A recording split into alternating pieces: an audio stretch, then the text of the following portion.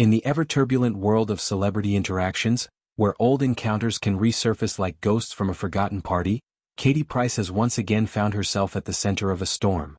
This time, her target is none other than journalist and broadcaster Miranda Sawyer, whom Price has branded a liar, in a scathing takedown that has left fans buzzing with speculation. The drama unfolded not on the red carpet or in a tabloid headline, but through the intimate lens of podcasts, where personal anecdotes can quickly escalate into public feuds.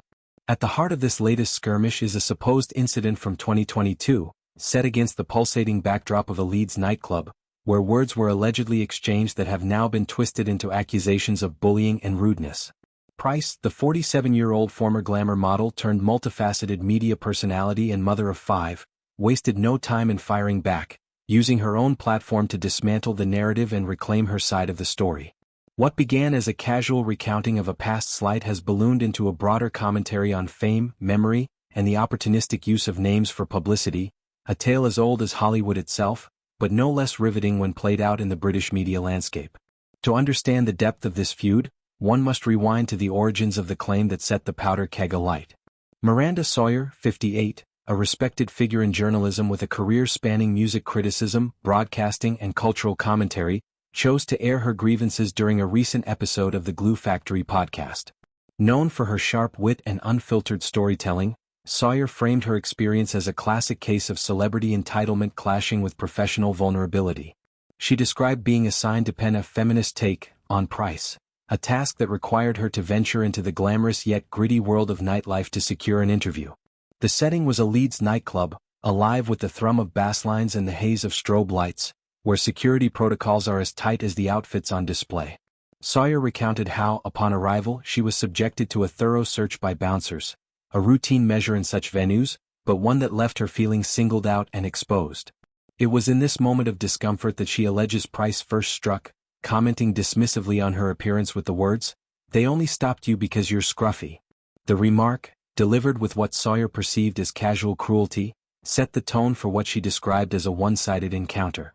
As Sawyer continued her tale on the podcast, she painted a picture of an interview that proceeded on the surface without major hitches, but simmered with underlying tension.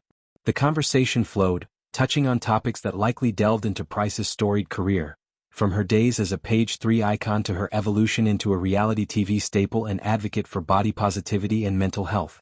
Yet it was in the aftermath, over a proposed lunch, that the alleged bullying escalated. Sawyer, perhaps emboldened by the relative success of the sit-down or simply voicing a human need, mentioned feeling hungry. The response she claims to have received was a sharp rebuke. "Shut up, no one's listening." Undeterred or perhaps in disbelief, Sawyer admits to making some inadvertent noise, maybe a sigh or a murmur, and was met with a repeat of the phrase, this time laced with exasperation. The repetition, she implied, transformed a potential offhand comment into something more pointed, a dismissal that echoed the power imbalances often critiqued in feminist discourse. Sawyer's delivery on the podcast was laced with humor, a self-deprecating chuckle underscoring her words, but the sting was evident. It was a story of feeling diminished, of a high-profile figure wielding influence in a way that left a lasting bruise on her ego. For Sawyer, this wasn't just a personal anecdote, it was a microcosm of how women in the public eye can perpetuate the very hierarchies they might otherwise challenge. Fast forward to the present, and Katie Price's rebuttal has added layers of complexity to this narrative, turning what could have been a one-sided vent into a full-blown he-said-she-said spectacle. On her podcast, The Katie Price Show, which has become a sanctuary for her unvarnished thoughts and a direct line to her loyal followers, Price addressed the viral clip from Sawyer's appearance with the ferocity of someone defending not just her reputation, but her very character. Spotted first on TikTok, a platform where snippets of drama spread like wildfire, Sawyer's story had already garnered comments and shares, prompting Price to dive in with her initial reaction, a pointed declaration labeling the journalist a liar. From there, Price launched into a detailed counter-narrative, one that challenges the veracity of every key detail while offering glimpses into her own mindset during high-pressure moments like airport layovers and promotional events.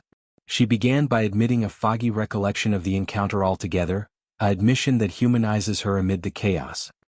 "I can't remember meeting her," she stated flatly, setting the stage for a defense rooted in selective memory rather than outright denial. The alleged meeting, she clarified, was meant to occur in Glasgow, not Leeds, a discrepancy that she waved away as inconsequential but one that fans have latched onto as evidence of embellishment on Sawyer's part. Delving deeper, Price recounted her version of the airport incident with a mix of incredulity and self-assuredness. In her telling, the security stop was a non-event, a standard procedure that she herself navigates routinely without fanfare. "When I'm at the airport, I'm not worried about anyone else other than myself getting out," she explained, evoking the image of a seasoned traveler laser-focused on efficiency amid the tedium of travel. The scruffy comment, she implied, might have been a throwaway observation born of her own no-nonsense attitude toward appearances in transit, but she vehemently denied any intent to bully. "Anyone who knows me knows I'm not rude like that," she asserted, appealing directly to her inner circle and longtime supporters who have witnessed her banter-filled interactions over the years. This line of defense positions Price as a straight talker, not a snob, someone whose directness is often mistaken for disdain by outsiders unaccustomed to her style. The lunch portion of the story drew perhaps the most passionate response from Price, who recoiled at the idea of repeatedly telling someone to shut up. She painted a vivid contrast between the alleged rudeness and her actual interpersonal dynamics, emphasizing that such phrases, if uttered at all, would be cloaked in the warmth of familial ribbing. "If I'm with you lot and family we would say, 'Shut up, who is interested?' But it's banter," she elaborated, inviting listeners to imagine a table of loved ones trading light-hearted jabs over meals, not a professional setting fraught with hostility. This distinction is crucial to Price's rebuttal. What Sawyer framed as bullying, Price reframes as misconstrued camaraderie, a cultural nuance that outsiders might misinterpret. She went further, decrying the impact on her image. "It made me look like AD***** head, and underscoring her belief that true rudeness is antithetical to her core self. You know that isn't me."